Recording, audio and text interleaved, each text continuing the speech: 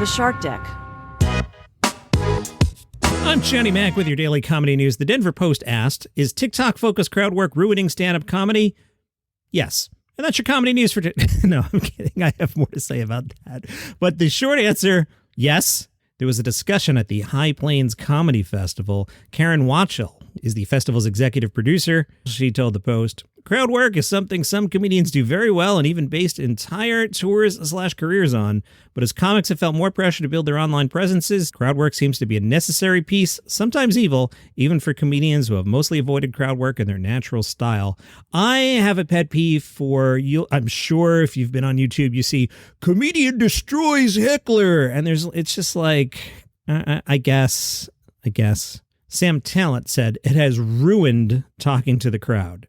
Now everyone thinks you're trying to get a viral clip, and that translates to either people giving you preposterous answers to any kind of interaction, answers they think will help the comedian, or even worse, answers they think are funny.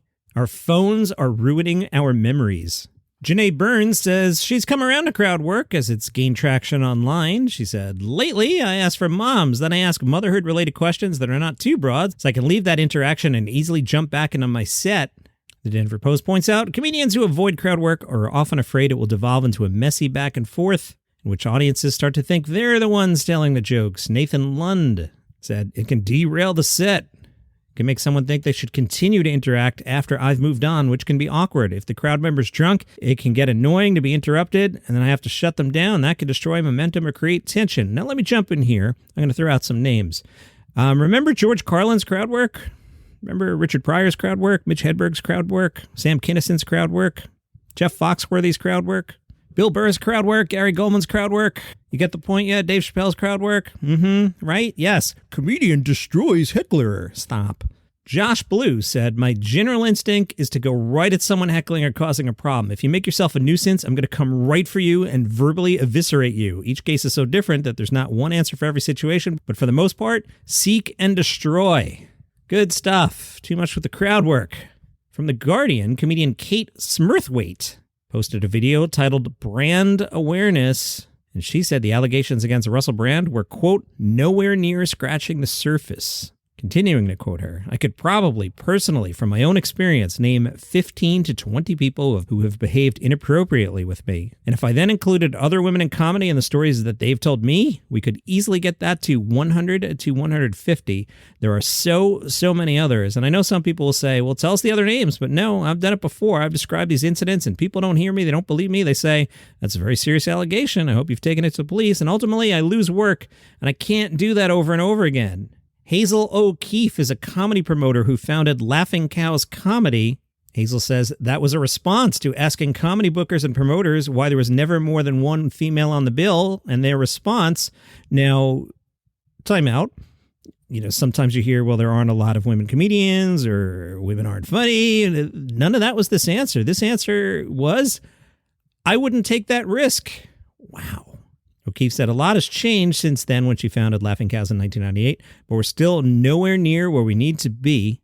The nature of the live comedy industry means that comics are often working in isolation and under extremely sexist environments. Professional interactions are often sexualized, but it's often very difficult to report due to power dynamics and the risk of losing work and being further isolated from the comedy scene. Vulture spoke with Gary Gulman, Maria Bamford, and Aparna Nancherla all together. They all put out books recently. And a very interesting discussion. Bamford said, I don't know if you guys had this. When a famous person texts you and says, can you do this thing? And there's no mention of money. And you go, what? I just find it ongoingly bizarre. I find it very interesting, not only in comedy, but in the world, where it's just like people don't pay people a living wage. Goldman said, I do things sometimes where the celebrity invites you and never mentions pay. Then I'm looking back on it and I'm like, oh, but I did get the opportunity to be snubbed by Adam Driver in the green room and Bill Murray took a picture with my wife. So was that worth it? I don't know. I just feel terrible about myself. You watched my show and now you're snubbing me? Sounds pretty uncool, Adam Driver. I've met Gary a few times. If he's calling out Adam Driver specifically, I'm inclined to think that actually happened. Aparna said, I did a show recently that a famous person asked me to. There was no mention of money. And I think for months I was so mad about it and was like, he has so much money. Why didn't he just pay us? Then months later, I saw it was for charity, but nobody told me.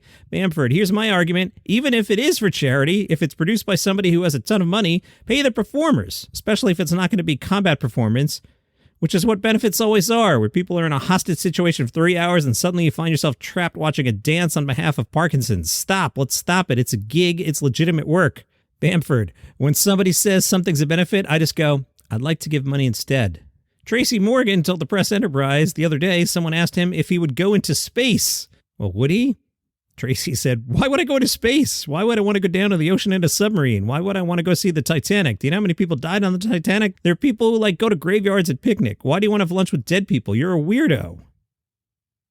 It is the final day of Just for Laughs Toronto. I'm going to miss this one. I like this. Here tonight's show, 7 o'clock, River Butcher, Second City, Colin Quinn at 7. Rory Scovel, Catherine Cohen. Good lineup there. 8 o'clock, I Love Toronto, Jess Toms, Less Lonely, Beer Comedy, Saturday Night Satire, Arthur Chavez in concert, Best of Absolute Comedy, and Andrew Schultz at 8. John, are you going to pick Andrew Schultz? You just did 5 minutes hating on crowd work. I know, right? Hypocrite time. We'll see what John picks in a minute. 9 o'clock, Joelle Nicole Johnson, Robbie Hoffman, Colin Quinn. Oh, good. That's going to free up one of my decisions at 7. And Sydney Washington. 9:30, Joanne McNally, Marlon Wayans. 10 o'clock, Saturday Night Satire. One of those double threats. This one with Maddie Kelly and Charles Haycock. Second City again. 10:30, Best of Absolute Comedy. Off the Clock with Tamara Siobhan and Bria Hybert. 11 o'clock, a late night surprise, and Robbie Hoffman. All right, what should we do tonight? 7 o'clock, Rory Scovel. We haven't seen Rory yet. 8 o'clock, Andrew Schultz. John, you did 5 minutes about hating on crowd work, and now we're going to see Andrew Schultz. Yep, what can I tell you? I don't know. I feel like Schultz is really good at working the crowd, but I feel like he's working the crowd and not just doing it to go viral, if you know what I mean. I don't feel like he's doing just comedian destroys Heckler. I feel like that's more core to his act. I don't know. I know it when I see it. Andrew Schultz, very funny. Let's go there. 9 o'clock, Colin Quinn. 10 o'clock.